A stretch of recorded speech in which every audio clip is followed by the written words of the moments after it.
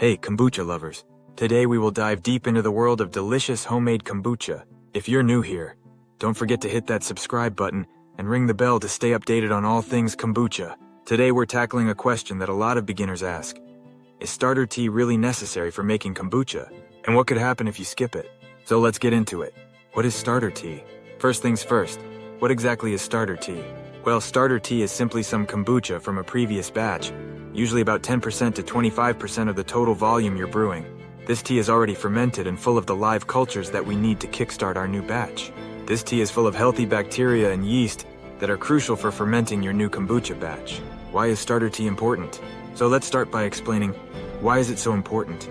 The answer lies in its role in balancing the brewing environment. When you start a new batch of kombucha, you're creating an environment where both bacteria and yeast need to thrive. The starter tea plays a huge role in two main ways: acidity and pH level. The starter tea is already acidic, which is crucial because it helps lower the pH of your new batch right from the start. This acidic environment prevents harmful bacteria from taking over while your SCOBY is getting established. Kombucha typically needs to be between a pH of 2.5 to 3.5 to stay safe and healthy. Introducing active cultures. The starter tea contains living bacteria and yeast. These are the same cultures that will ferment the sweet tea into kombucha. Without them, your brew may not ferment properly or at all. What if you skip the starter tea? Now, what if you decide to skip the starter tea? What's the worst that could happen? Well, several things can go wrong. Slower fermentation. Without starter tea, the fermentation process is going to be much slower because you're essentially waiting for the bacteria and yeast to naturally develop in the brew. This can take weeks, and the results can be very unpredictable. Risk of contamination. Since your brew will stay in a more neutral pH for longer, it's more vulnerable to mold or harmful bacteria. This could ruin your entire batch and potentially make it unsafe to drink.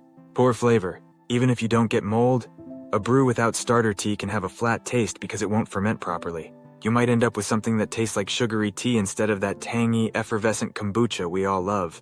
How to make your own starter tea. So what's the takeaway? Starter tea is not just necessary.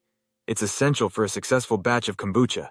But the good news is, once you've brewed your first batch, you'll always have starter tea for the next one. Just save some from your previous batch, and you're good to go. Have you ever wondered what is best for you? Normal black tea kombucha or Jun kombucha?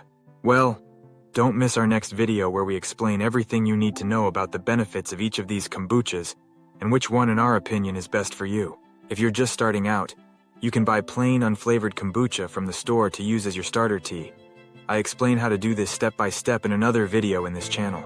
Just make sure it's raw and unpasteurized, so that it still contains the live cultures you need.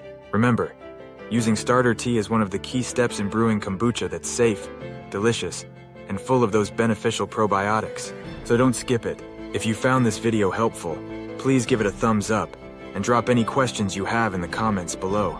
We'd love to hear about your kombucha brewing adventures. Thanks for watching and happy brewing. Catch you in the next video.